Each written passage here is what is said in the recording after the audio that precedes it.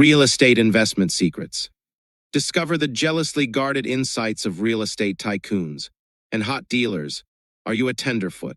Education in real estate, investing 101. Back in the days of the wild, wild west, when Easterners traveled across this vast country looking for opportunity, in the newly opened territories, they were often referred to as a tenderfoot. This wasn't a complimentary term, but it was a rather apt one.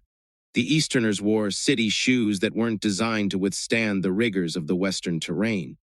Their hats didn't have wide brims to protect them from the sun, and their clothing wasn't made of tough material like denim. These new Westerners didn't know how to take care of themselves. And because they didn't know where and what the dangers were, they didn't have any idea how to avoid them. If you are just starting to consider the idea of investing in real estate, you are a tenderfoot, and you do need some instruction to avoid losing your shirt, and probably your pants, hat, and boots as well. First, you will need to decide what your strategy will be in real estate investing. Do you want to buy a property, fix it up, and sell it quickly?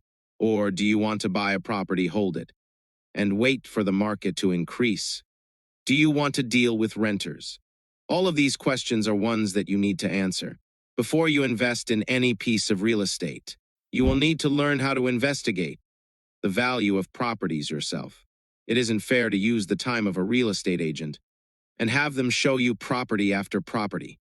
While you try to look for a good real estate investment, there are several online sites that are helpful in determining the real value of real estate.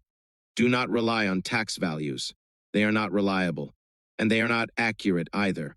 You can find a real estate agent that you can work with, and you can find recommendations for such agents online after you have learned how to determine property values yourself and have chosen a real estate agent that you can work with. So the next thing that you need is a good broker that you can also work with. Ask your real estate agent for the names of 3 mortgage brokers. Then you will need to find out what interest rates and closing costs each one charges. Check out your local bank or credit union as well. Take copies of your 3 credit reports and choose a sample property for each broker to run hard numbers on. Now you are ready to actually make your first investment. You want to choose the lowest price house in the best possible neighborhood to put a contract on.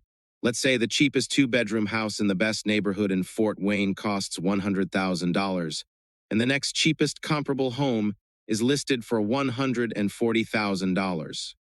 If you buy the home that is priced at $100,000, you can raise your price to $130,000 the next day and make a dandy little profit. Now let's talk about closing the deal. First, show the seller your pre-qualification letter from your lender. Then get the required inspections for termites and get your appraisal.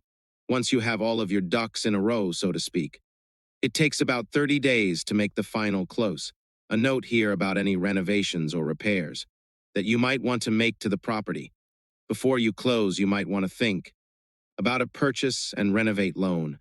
A purchase and renovate loan wraps the cost of construction up in the loan, so you don't have many out-of-pocket expenses. This may require an estimate from a general contractor and plans from an architect as well. Okay, now let's go back to the first thing that you needed to do, and that was to determine your strategy. Now is the time for you to execute that strategy that you have used to invest in this real estate. If you bought it with the strategy of flipping it, when the market went up, then you just simply wait. If you bought it with the strategy of renovating and then selling, then it is time to start your renovations.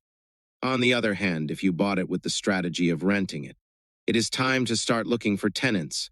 You see the point of having a strategy for profiting from the purchase of any piece of real estate must be your first decision, because everything that comes after that is dependent upon it.